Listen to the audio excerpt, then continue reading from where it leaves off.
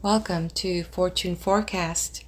I am Daisy, your hostess, and you are in my book playlist where we are going through the book titled Your Forces and How to Use Them by Christian D. Larson.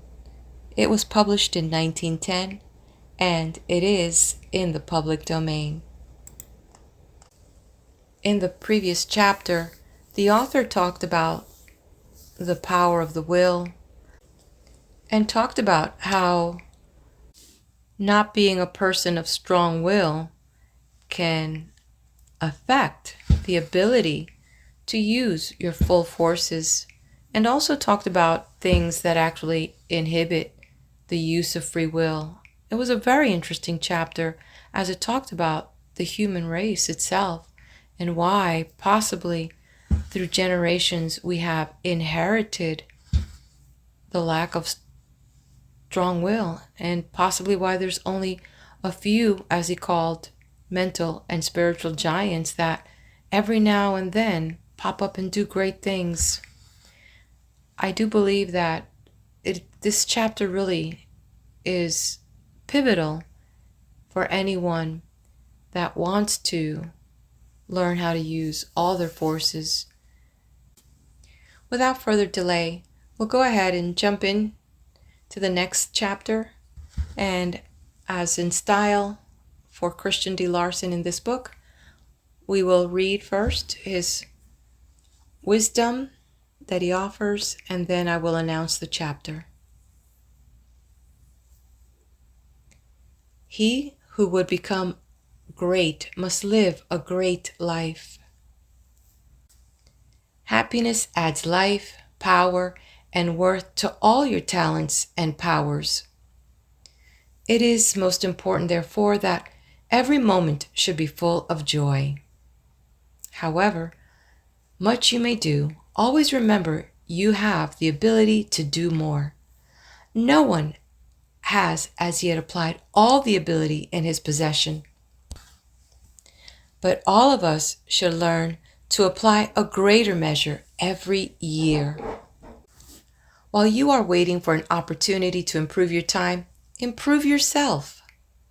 The man who never weakens when things are against him will grow stronger and stronger until he will have the power to cause all things to be for him.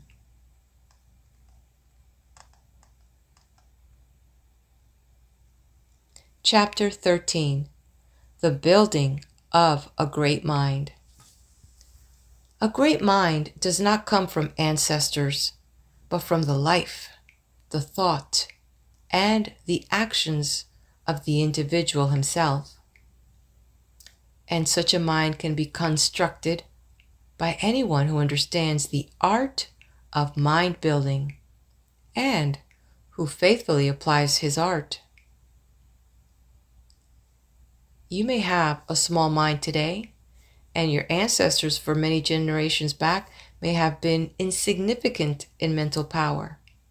Nevertheless, you may become even exceptional in mental capacity and brilliancy if you proceed to build your mind according to the principles of exact science. And those principles anyone can apply. There are two obstacles, however, that must be removed before this building process can begin. And the first one of these is the current belief in heredity. That we inherit things is true, but the belief that we cannot become any larger or any better than our inheritance is not true. As long as a man believes that greatness is not possible to him because there were no great minds among his ancestors, he is holding himself down and cannot become any more than he subconsciously thinks he can. While on the other hand, the man who expects to become much because he had remarkable grandfathers is liable to be disappointed because he depends too much upon his illustrious forefathers, and not enough upon himself. Blood will tell when combined with ambition, energy, and enterprise.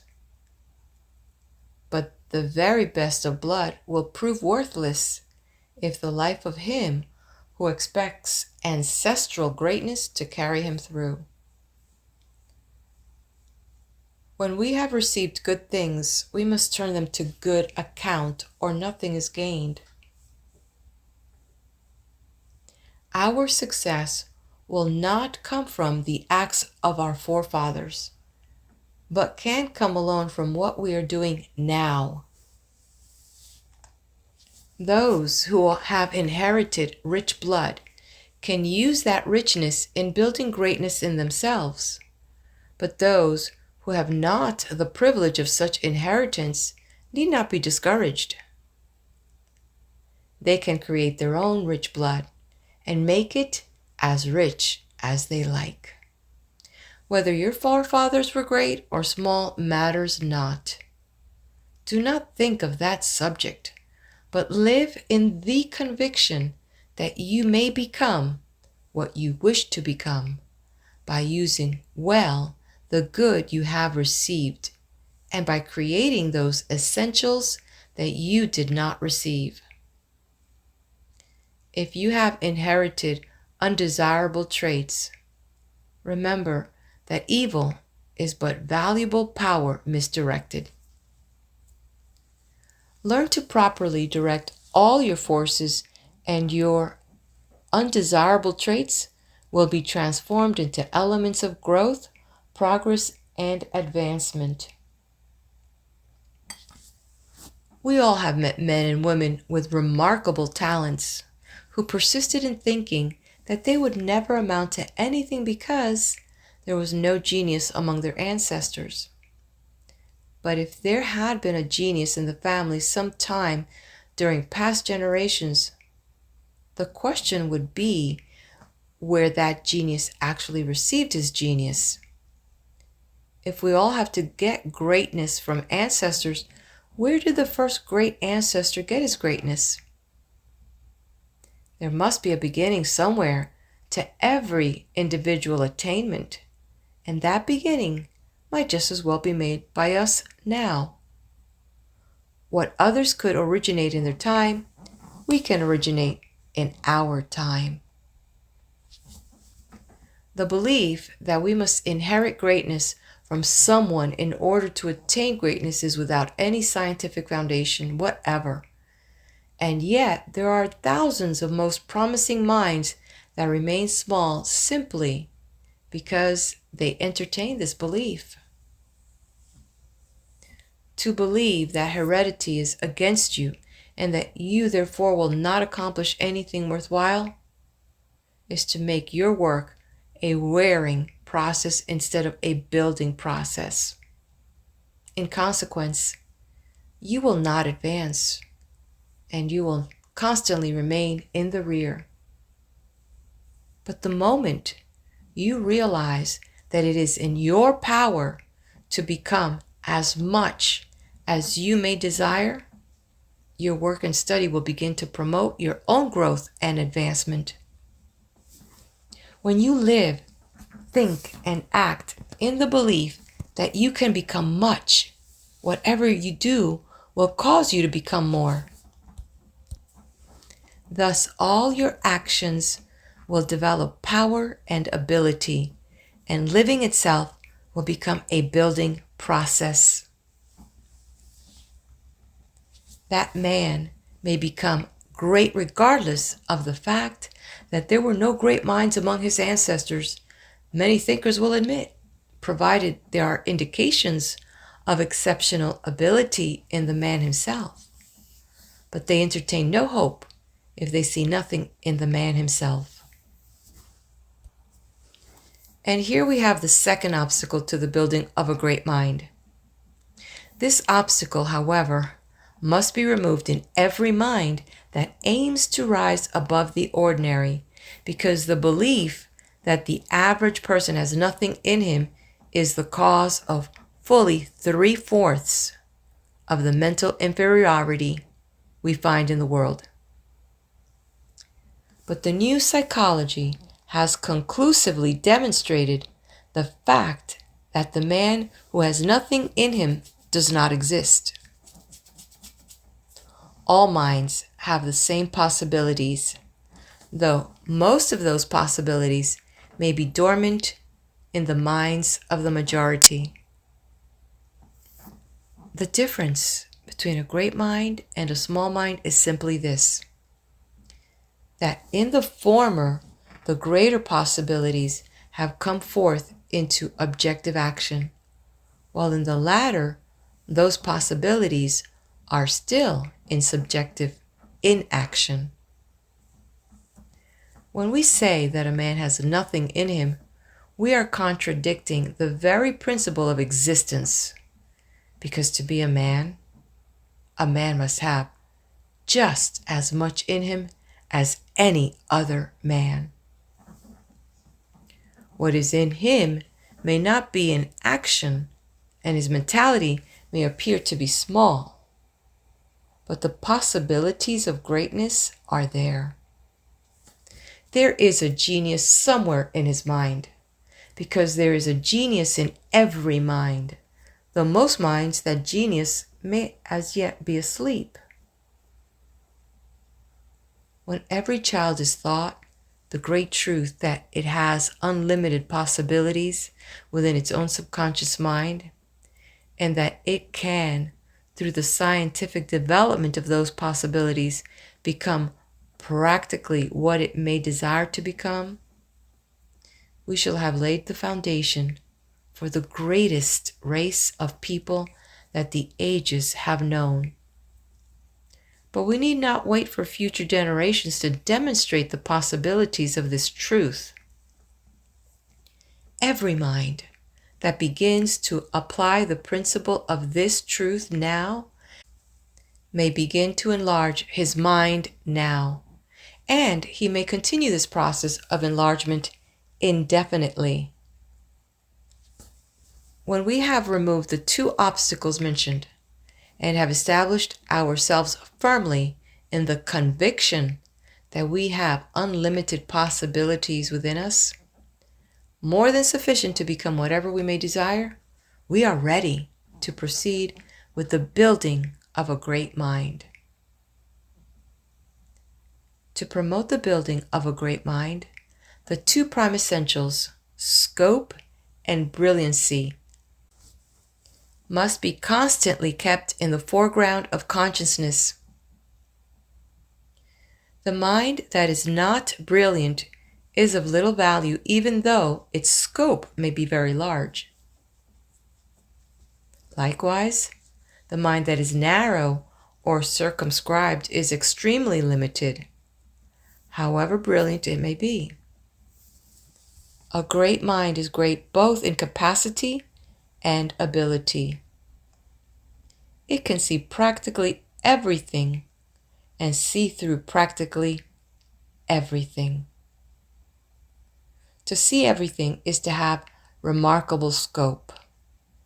To see through everything is to have exceptional brilliancy. To give scope to the mind, every action of mind must be trained to move toward that which is greater than all persons or things. Those feelings or desires that cause the mind to become absorbed in some one thing or group of things will limit the mental scope. Therefore, in love, sympathy, and purpose, the sphere of action must be universal. When we live only with that love that centers attention upon a limited number of persons, one of the greatest actions of mind will work in a limited world. When our sympathies go only to a chosen few, the same thing occurs. And when our purpose in life has a personified goal, we keep the mind within the limitations of that personification. To give universality to our feelings and actions may require considerable training of the mental tendencies, but it is absolutely necessary if we will develop a great mind. It is only those mental forces that move towards the verge of the limitless in every direction that can cause the mind to transcend limitations. Therefore, all the forces of the mind should be given this transcending tendency. To develop mental scope, consciousness must move in every direction, and it must move along right lines so that no obstacle may be met during that continuous expansive process. Such obstacles, however, are always produced by limitations of thought. Therefore, they may be avoided when all the actions of mind are placed upon a universal scale.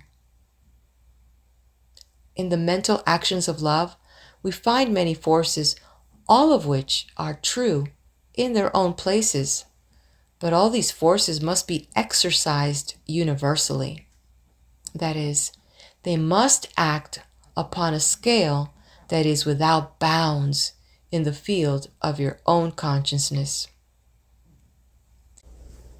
The mind must go in every direction as far as it possibly can go in that direction, and must act in the conviction that wherever it may go, it can go farther still. The understanding must know that there is no obstacle where the mind may seem to seize on its outward action, and that the mind is forever growing, thereby going as far each day as that day's development requires. When this idea is applied to a personal love between man and woman, the feeling of love must be based upon the principle that those two souls have the power to love each other more and more indefinitely. That the larger the love becomes, the more lovable will the objects of that love become. And that the consciousness of perfect unity in pure affection increases constantly as the two souls become more and more individualized in their own sublime nature. It is possible to make conjugal love universal and continuous between one man and one woman when the love of each is directed toward the sublime nature of the other. Through this law, each individual develops through the consciousness of the largeness of the real nature of the other. And the more the two love each other in this universal sense, the more they will see in each other to love. In addition, the minds of both will constantly enlarge in scope, because when love acts upon this larger scale, the whole mind will act upon this larger scale, as there is no stronger power in mind than love. The love between parent and child can, in like manner, be made universal. In this attitude, the parent will love all of the child, not only the visible person, but the undreamed of wonders that are waiting in that child mind for expression. The child already loves the parent in this larger sense, and this is one reason why the child mind lives so much nearer to the limitless, the universal, the ideal, and the beautiful. And when the parent will do likewise, there will arise between the two a love that sees more and more love, the more love loves in this larger, sublime sense.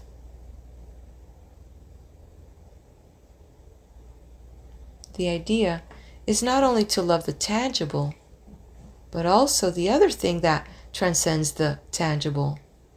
That something that appears to the soul in visions and predicts wonders yet to be. That such a love will expand and enlarge the mind, anyone can understand, because practically all the elements of the mind will tend to follow the actions of the love nature, when that nature is exceptionally strong. But we must not imagine that we shall, through this method, love the person less. The fact is, we shall love the person infinitely more, because we shall discern more and more clearly that the person is the visible side of that something in human life that we can only describe as the soul beautiful. That something that alone can satisfy the secret longings of the heart. The love of everything can, through the same law, become universal. Even friendship, which is always supposed to be confined to a small world, may become universal and limitless in the same way. And when it does, you will see more to admire in your friend every day. You will both have entered the boundless in your admiration for each other, and having entered the boundless, you will daily manifest new things from the boundless, and thus become delightfully surprised at each other constantly. The same may be employed in making sympathy universal. That is, never sympathize with the lesser, but always sympathize with the greater. The lesser is combined in the greater, and by sympathizing with the greater, the mind becomes greater.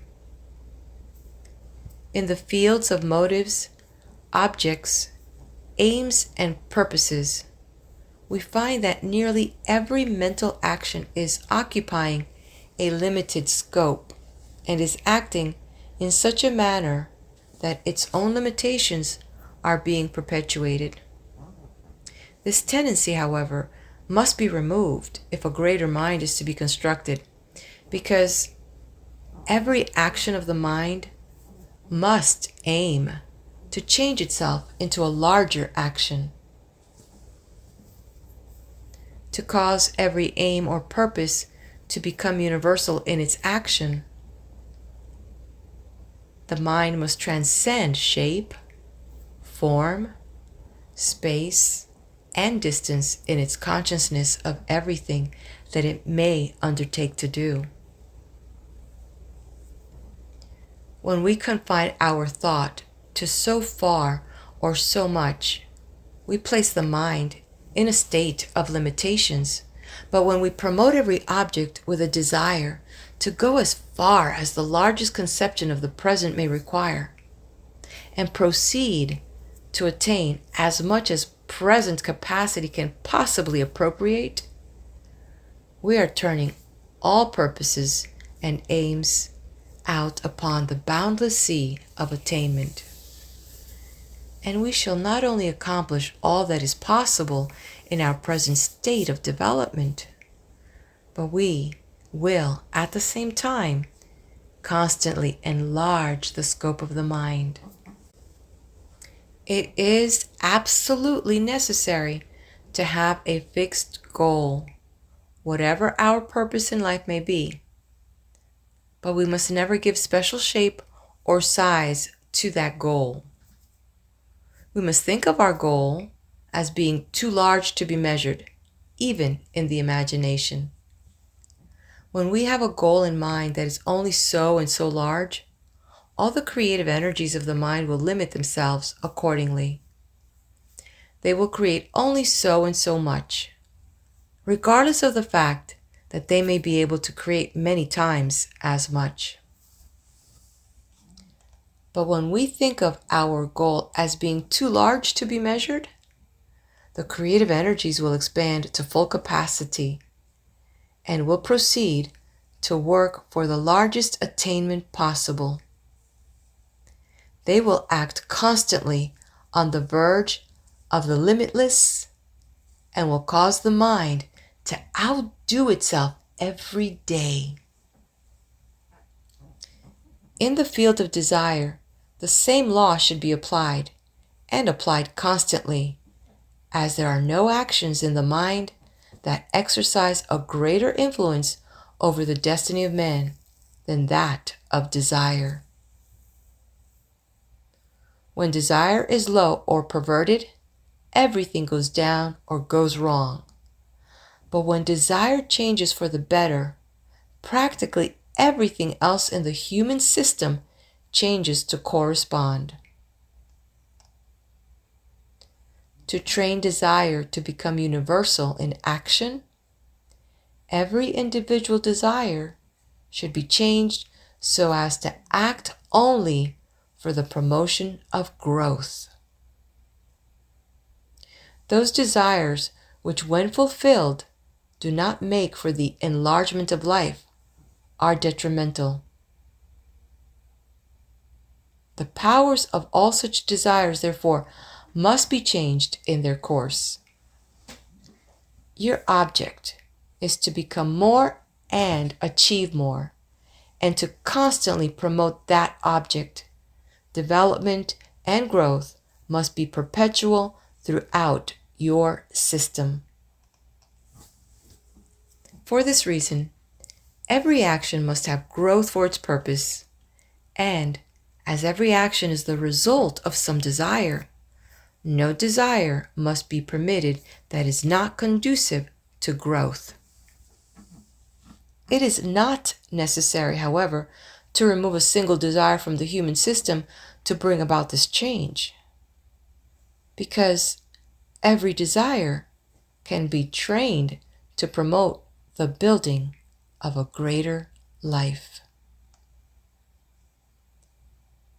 When every desire is caused to move towards the larger and the greater through the mind's irresistible desire for the larger and the greater, all the creative forces of the mind will move towards the same goal and will constantly build a greater mind.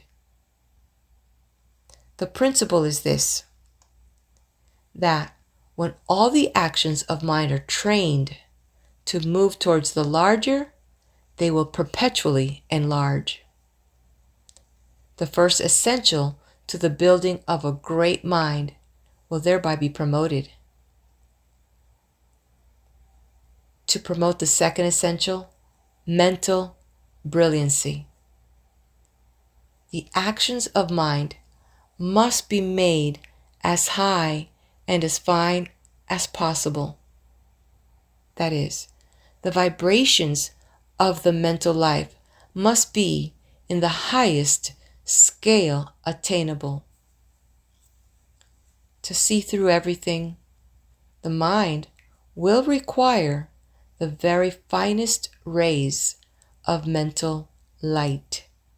And as this mental light is produced by the vibrations of the actions of mind, those actions should be as high in the scale as we can possibly reach at every stage of our mental ability. The light of intelligence is created by the mind itself. And the more brilliant this light becomes, the greater will become the powers of intelligence, discernment, insight, understanding, ability, talent, and genius. And the power of mind to create a more brilliant mind increases as the mind places itself more and more in the consciousness of the absolute light of universal intelligence. To cause the mind to become more brilliant, all the tendencies of mind should fix their attention upon the highest mental conception of mental brilliancy. Every expression of the mind should be animated with a refining tendency. Every force of the mind should rise towards the absoluteness of mental light. Those states of mind that tend to magnify the inferior must be eliminated, and this is accomplished by thinking only of the superior that is possible in all things. All mental actions that are critical, depressing, or depreciative must be replaced by their constructive opposites, as every action of the mind must concentrate its attention upon the largest and the best in all fields of consciousness. The mind must be kept high in every respect, because the higher in the mental scale the mind functions, the more brilliant will become the mental light. To increase the rapidity of the vibrations in these higher mental states, creative energy must be supplied in abundance. And to comply with this requirement, all that is necessary is to retain in the human system all the energy that is already created. The human system creates and generates an enormous amount of creative energy every day. Therefore, when all this energy is retained and transmuted into finer mental elements, the mind will be abundantly supplied with those finer energies that can increase both the power and the brilliancy of thought and mind. The mind that is animated with a strong desire to constantly refine itself and that is thoroughly charged with creative energy will always be brilliant and will become more and more brilliant as the laws given above are faithfully and thoroughly applied. And this concludes Chapter 13. Well, before we move on to the next video and chapter, make sure you hit the like button, subscribe to my channel, and hit the bell. That way you'll be notified when I upload my next video.